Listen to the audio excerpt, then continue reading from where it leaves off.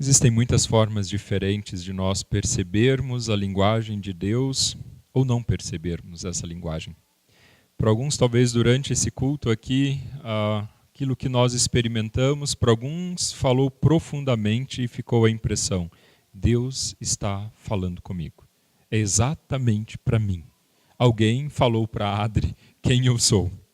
Alguém escolheu esse louvor para mim.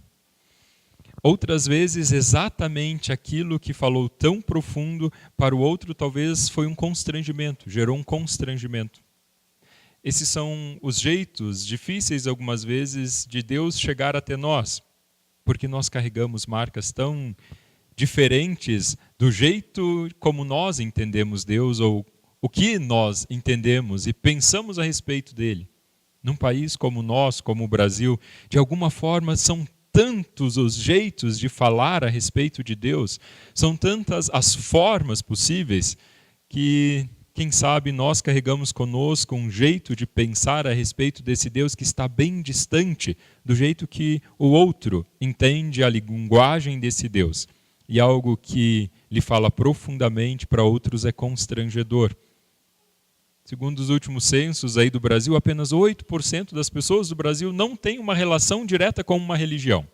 Não significa que esses 8% ainda não creiam em Deus. Desses 8% que não têm uma relação com uma religião, desses ainda 5% creem em algo que é transcendente no Brasil.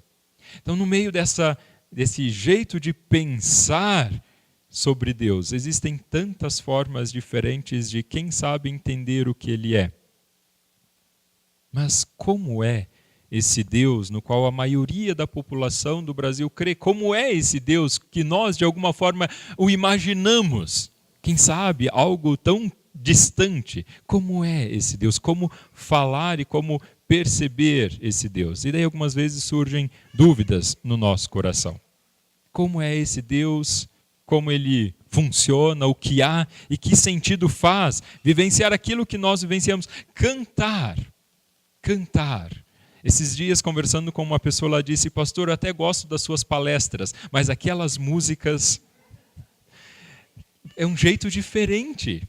E para outras pessoas elas dizem: o momento do louvor foi tão curto nesse culto, não dá para diminuir aquela pregação e aumentar um pouco o louvor, porque são formas diferentes de Deus falar. E algumas vezes surgem sim dúvidas em nossa vida por aquilo que nós trazemos conosco, das influências dos nossos ouvidos que ouvem tantas coisas. E essas dúvidas, algumas vezes, a respeito de Deus, elas podem até nos incomodar, mas parece que nós preferimos guardá-las para nós mesmos. Algumas vezes é assim como, uma vez conversando com um rapaz que dizia ser ateu, ele disse que buscou respostas no Deus é um delírio, de Dawkins, para poder achar o que Deus não existia. E eu disse: interessante. Ele disse: pastor, mas eu desrecomendo a leitura para você. Desrecomendo. Pois é, onde nós buscamos esses esclarecimentos a respeito das nossas dúvidas e dificuldades com alguns temas que dizem respeito a Deus. Esses questionamentos nossos, essas dúvidas, elas não são tão modernas. Elas são bem antigas, na verdade. Elas são dúvidas que o ser humano carrega consigo. Por um motivo bem especial. Porque cada um de nós, naturalmente nascido, nasce de costas para Deus. Nasce distante de Deus. Não nasce com um relacionamento com esse Deus. Não nasce distante. Por isso que nós carregamos dúvidas dentro de nós. E esse questionamento a respeito de Deus já acompanhava os discípulos do próprio Jesus. Os discípulos de Jesus caminhavam com ele e ao mesmo tempo tinham dúvidas a respeito de Deus e de quem esse Jesus era. Esses discípulos tinham dificuldades como nós temos com alguns temas. Eles apenas eram, quem sabe, mais sinceros. E nas suas dificuldades eles buscavam esclarecimentos no lugar certo. Se você busca esclarecimentos num artigo de internet, você vai achar coisas mais confusas possíveis. E Dawkins talvez não seja a melhor indicação para você lidar com as suas próprias dúvidas. Mas aqueles discípulos de Jesus, eles eram sinceros com as suas dificuldades por um motivo.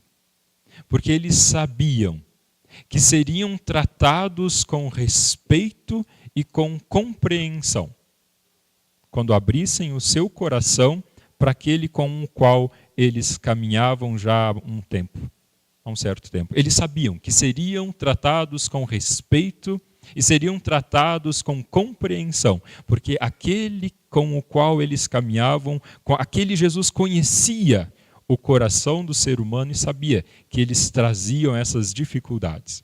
E para um desses diálogos, para um desses encontros, eu gostaria de convidar vocês que nós fôssemos para um encontro segundo o Evangelho de João, que vai falar a respeito desses discípulos que tinham perguntas tão pós-modernas quanto nós. Esses discípulos que não entendiam algumas coisas sobre Deus, ou até entendiam, mas estavam lá meio balançados com algumas coisas que esse Jesus andava dizendo. João capítulo 14. Evangelho de João, capítulo 14, vai nos ajudar a entrar na história de 2000 anos de sinceridade com relação às nossas dúvidas a respeito de Deus e de Jesus. Evangelho de João, capítulo 14, os versículos de 1 até o 14.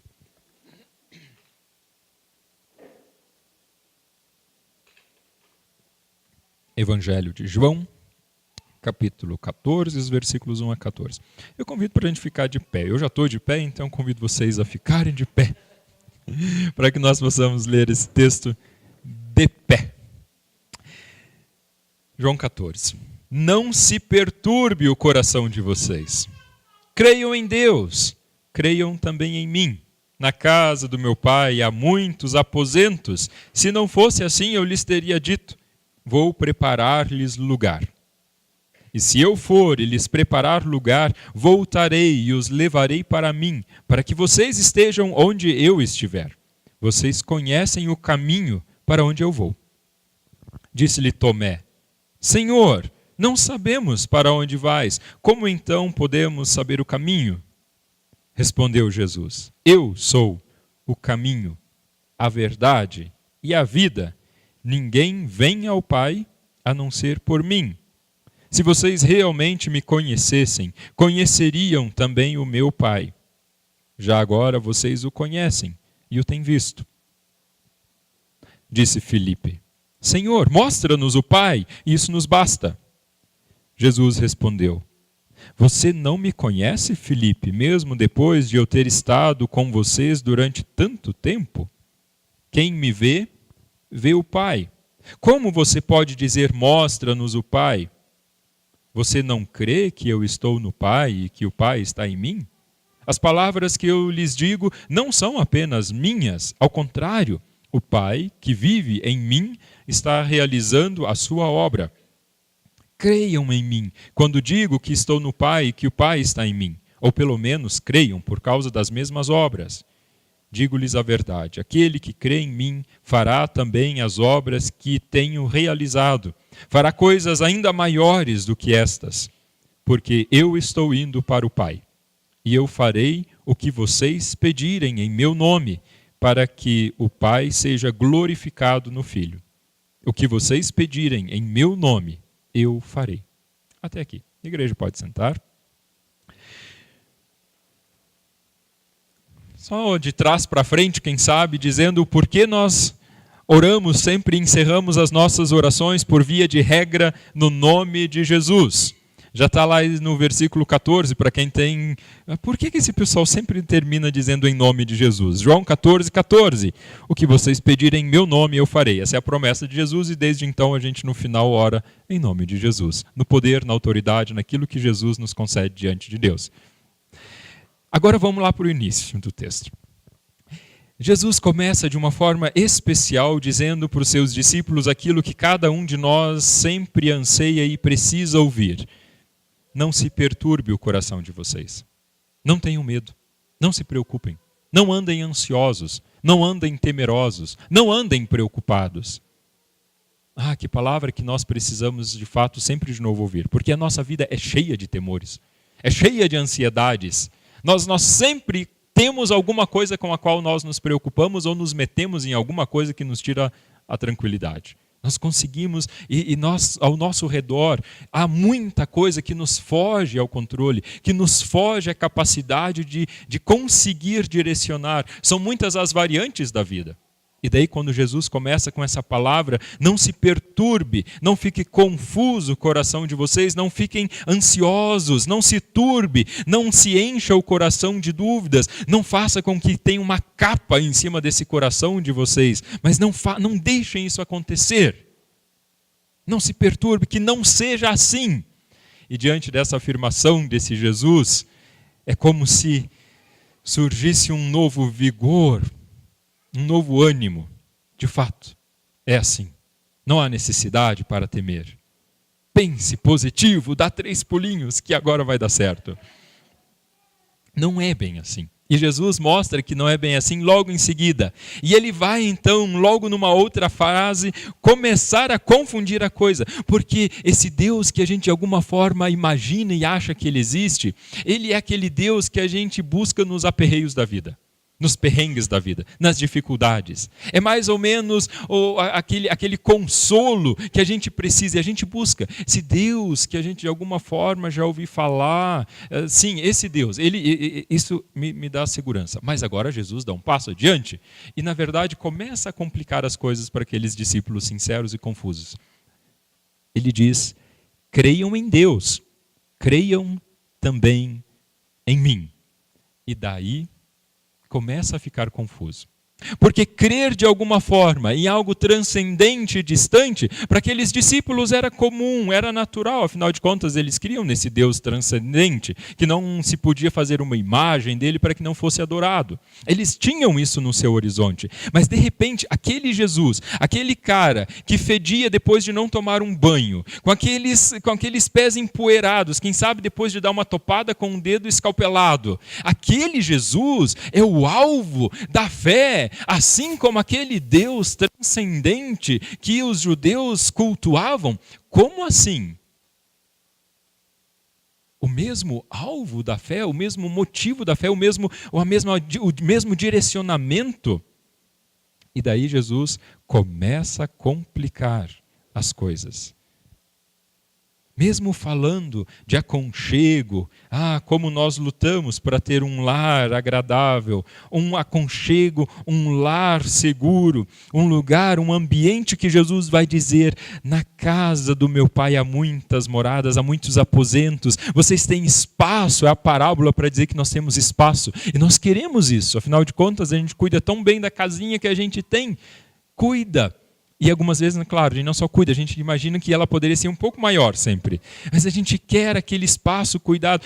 Quando Jesus começa a falar isso, dá vontade de estar nessa proteção desse lar. E ele promete que fará isso, que nós estejamos junto com ele, que nós vamos estar junto com ele. Ele fala e começa a surgir um aconchego diante de nós. Mas essa palavra para crer nele também, igual crer em Deus, começa a complicar a cabeça, claro, só daqueles discípulos. E daí Jesus segue adiante, ajudando ainda mais. Vocês conhecem o caminho para onde eu vou. Vocês, na verdade, já sabem disso. Vocês sabem disso. Vocês sabem disso. Vocês conhecem o caminho, tá? E daí vem um cara que eu acho fantástico nos evangelhos, que é o Tomé. O Tomé é o tipo do cara que é sincero. Se não convenceu, não convenceu mesmo. E daí ele olha para Jesus, e se ele fosse gente da nossa época, ele começaria uma frase mais ou menos assim, o Tomé. Jesus, tipo assim, nós, não sabemos. Tipo assim, é a promessa que você faz, essa promessa é massa. Essa promessa é massa, da hora. Mas, Jesus, como chegar lá? Ficou confuso. Dá para explicar um pouquinho melhor, Jesus? É mais ou menos isso que Tomé está fazendo. Começando a... Jesus, dá uma explicada um pouco melhor. E Jesus, com todo aquele bom humor, porque quando eu imagino Jesus, eu imagino alguém profundamente bom humor. Alguém que sabe de onde veio, o que vai acontecer na sua vida e para onde vai, é alguém que anda soberanamente pela vida. É alguém que anda com bom humor. Sofre, se ira, como chega no templo quando vê as coisas pervertidas que não deveriam ser assim. Sofre, chora diante da morte. Mas quando está junto com aqueles discípulos, ele tem um profundo bom humor. E daí, com aquele bom humor que Jesus carregava de um lado para o outro, ele começa com um versículo que precisa ser memorizado para nós, João 14,6. Tomé, como assim? Eu sou o caminho e a verdade e a vida. Ninguém vem ao Pai a não ser por mim. Vejam bem, não é que ninguém vai ao Pai. Ninguém vem ao Pai a não ser por mim. E daí Jesus arremata esse versículo de João 14,6. Claro, naquela época não era um versículo, era uma palavra no meio do diálogo, começando a falar algo que começa a ficar complicado para esses discípulos. Ele vai dizer bem assim: se vocês realmente me conhecessem, conheceriam também o meu Pai. Já agora vocês o conhecem e o têm visto. Se vocês realmente me conhecessem, conheceriam também o meu Pai. Jesus está caminhando com esses discípulos, lhes mostrando o que Deus é, lhes mostrando a face do próprio Deus. E já tinha passado um bom tempo desse ministério. E Jesus começa a olhar para eles e usa um modo e um tempo verbal que são muito ruins nesse contexto. Ele vai usar um subjuntivo. E além desse tempo, desse modo subjuntivo, ele usa um tempo do pretérito imperfeito. Terrível. Perceberam, né? E depois disso, ele vai usar ainda, nessa forma verbal, um tempo do futuro do pretérito. É terrível, não concordam comigo?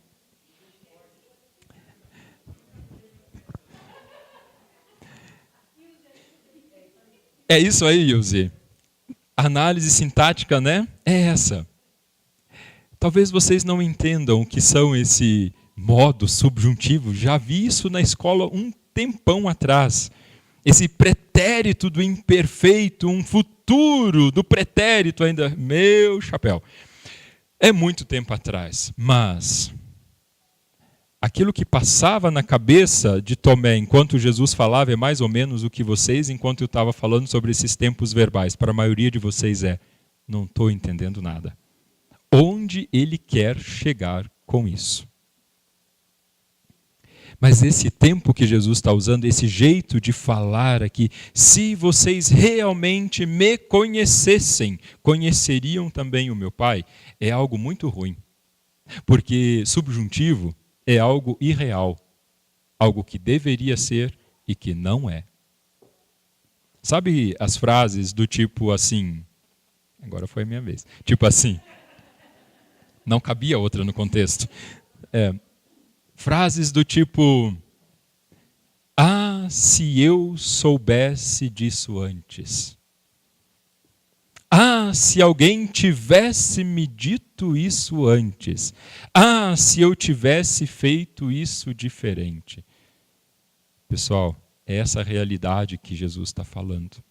Algo irreal para o momento, porque lá atrás aconteceu algo que nos prejudicou aquilo que nós somos agora. E Jesus está dizendo, há tanto tempo eu caminho com vocês, vocês não percebem que eu sou o Deus entre vocês? É isso que Jesus está dizendo. Ele é o próprio Deus caminhando com esses discípulos. E ele já vai adiante. Já agora vocês o conhecem e o têm visto. Vocês estão vendo e percebendo. Vocês estão ali olhando e percebendo o que Deus está fazendo. Deus está também agindo neste culto. Você percebe isso? E daí Tomé, depois de falar, fica quietinho. Porque como diz Provérbios 17, 28, até o insensato passará por sábio se ficar quieto. Tomé é mais ou menos aquele cara que faz cara de inteligente diante de uma coisa que ele não entende. Coloca a mão no queixo e diz, E até o insensato passa por inteligente quando fica quieto, quando não abre a boca. Tomé se recua. Mas desse negócio que Jesus está falando incomoda. Ele faz cara de inteligente, mas tem outro que é sincero. E daí lá vem o Filipe. Esse Filipe também gosto dele. Senhor, mostra-nos o Pai. E isso basta. Mostra, Senhor. Mostra-nos o Pai. E daí isso basta. Jesus tinha acabado de dizer que o Pai estava ali, que era só para olhar para Ele, que era para ver. Gente, que povo difícil de entender as coisas naquele tempo. Que difícil, eles não conseguiam perceber aquela... Como nós evoluímos.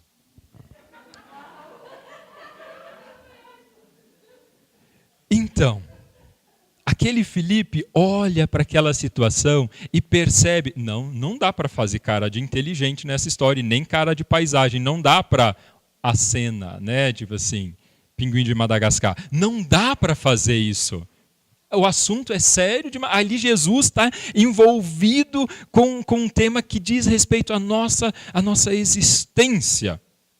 E daí surge esse Filipe com nova sinceridade, fazendo perguntas a respeito de Deus, e Jesus vai responder: você não me conhece, Filipe?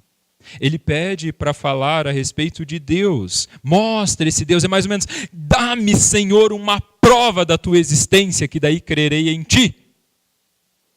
Tem gente que faz isso. Mostra-me concretamente, Senhor. Vou colocar uns 3 bilhetinhos aqui, o que abrir, então o Senhor vai dar resposta. E daí tu vai me mostrar que tu de fato és o que a tua palavra diz que é. É mais ou menos isso que Filipe está fazendo. Mostra-nos. Vai, abre, descortina de forma miraculosa, faz poder e bum, sai a fumaça. É o nosso coração que pede isso. É o que Filipe está fazendo, é o mais interior de nós mesmos, porque além de duvidar a respeito de Deus, a gente quer prova dele. É exatamente isso. Na boca de Tomé e Filipe estão os anseios mais profundos do nosso coração e que nos impede de chegar adiante de Deus. Exatamente o que nós somos. Homens e mulheres pós-modernos, com dificuldades para crer em Deus. Em 2 aqui que caminhavam com Jesus, Filipe e Tomé, há 2000 anos atrás. As dúvidas, as confusões de Tomé e de Filipe a respeito de Jesus, de Deus, são as dúvidas e confusões do nosso coração e do nosso tempo.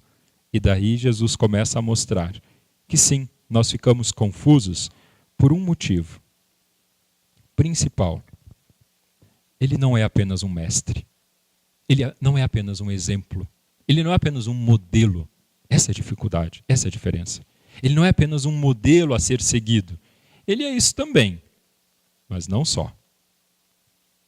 Ele veio para fazer o que nós não conseguimos fazer sozinhos, que é acertar nossas contas com Deus.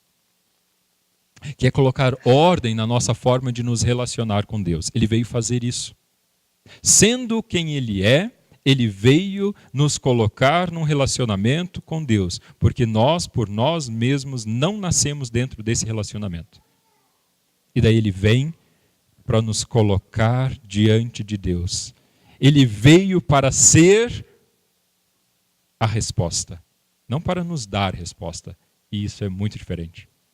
Ele veio para ser resposta, para ser Salvador, para ser aquele que dá sentido, porque sobre ele vai o justo castigo e culpa que nós deveríamos levar, porque a gente insiste em viver longe desse Deus e só o busca quando está no aperreio, como dizem os irmãos do norte e nordeste do Brasil.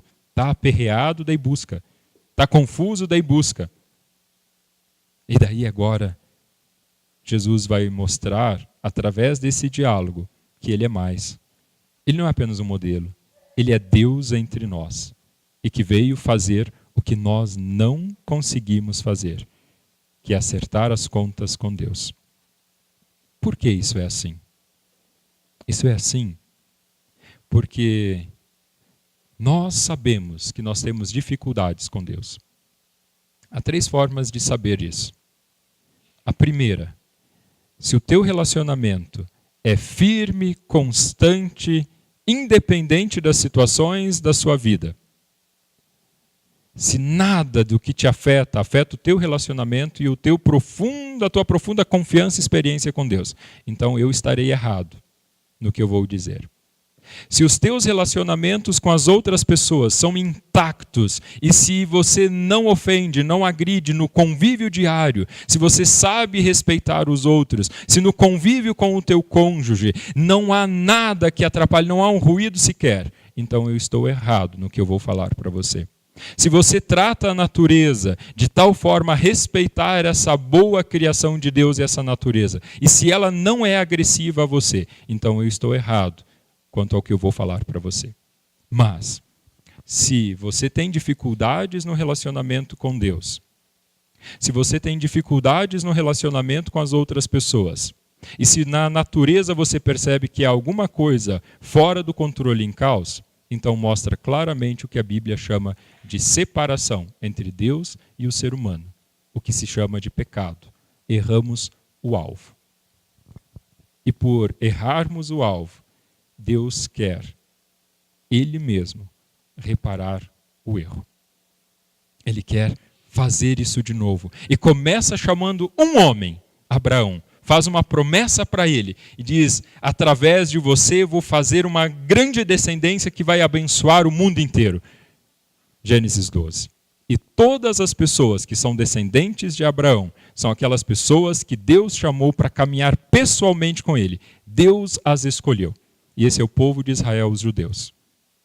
Se nós não somos descendentes desse povo, nós não somos as pessoas que Deus escolheu para caminhar com ele. Estamos fora.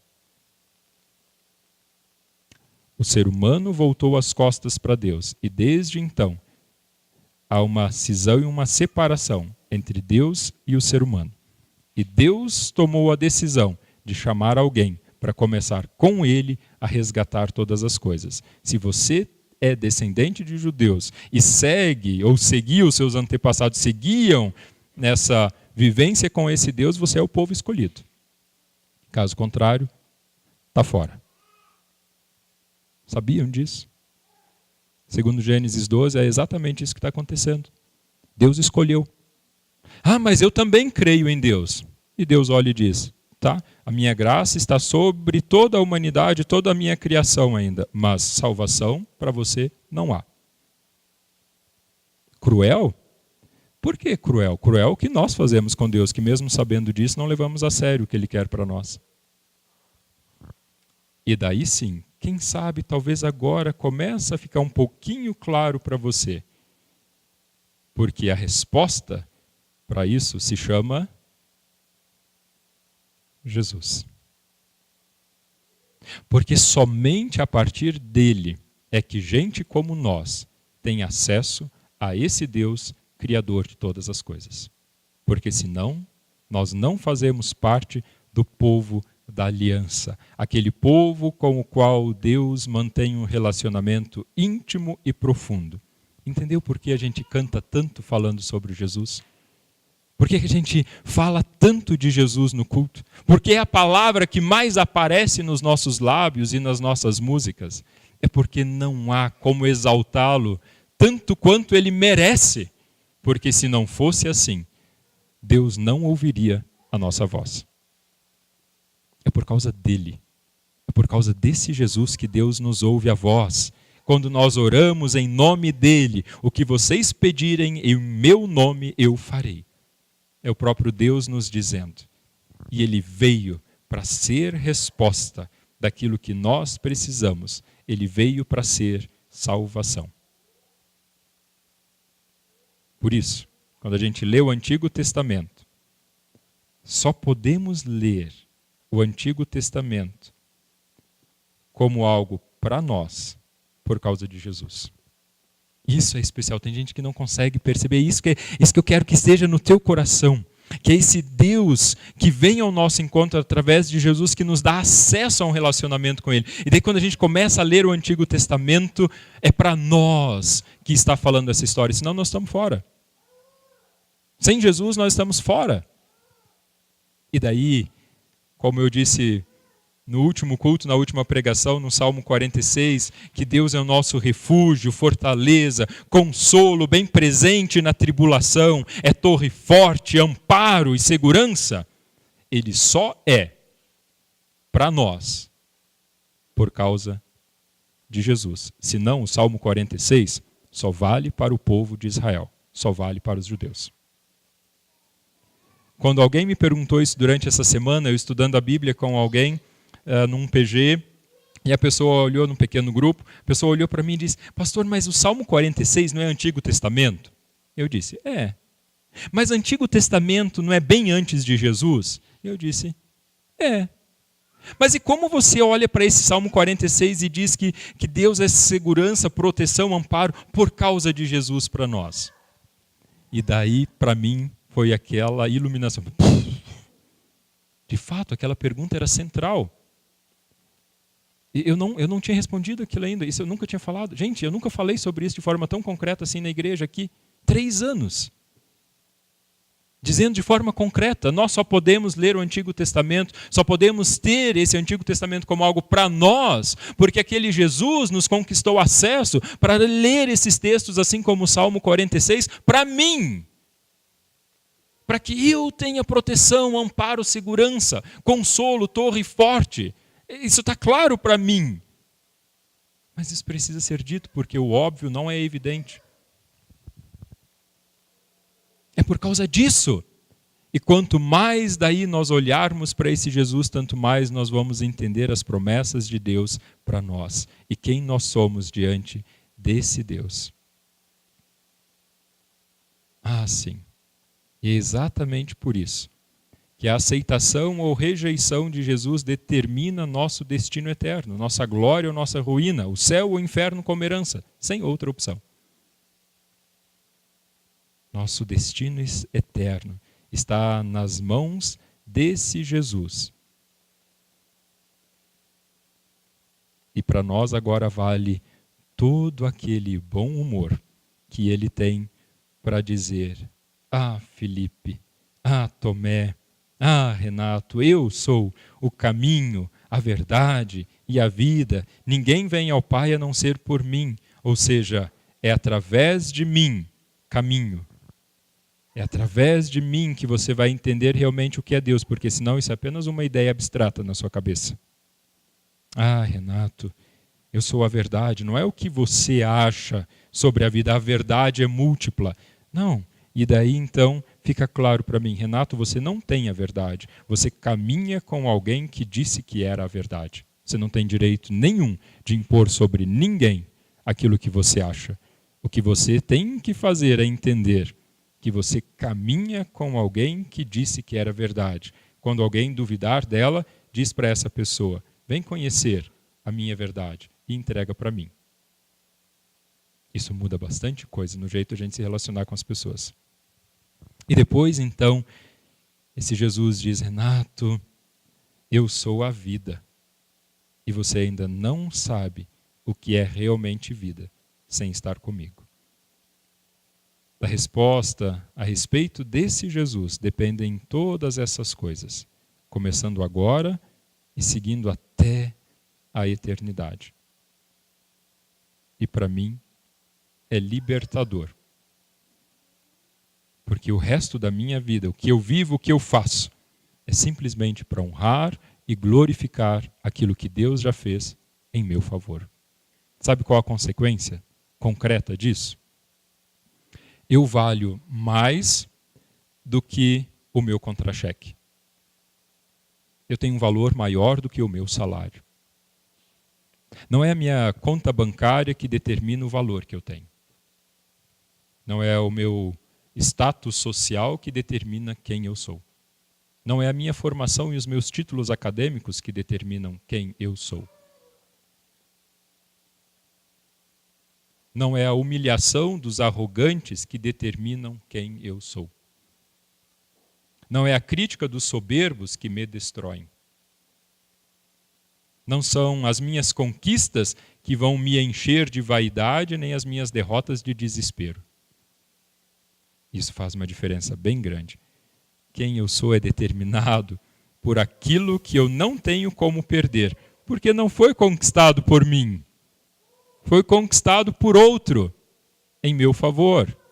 E isso não tenho como perder. Não depende de mim, depende dele. O acesso de Deus a mim e seu profundo amor derramado no meu coração determinam quem eu sou. E isso faz toda a diferença na forma agora como eu olho para esse Deus. Faz toda a diferença. Para a honra e glória de Deus. E para o bem de cada um de nós. Aleluia. Amém.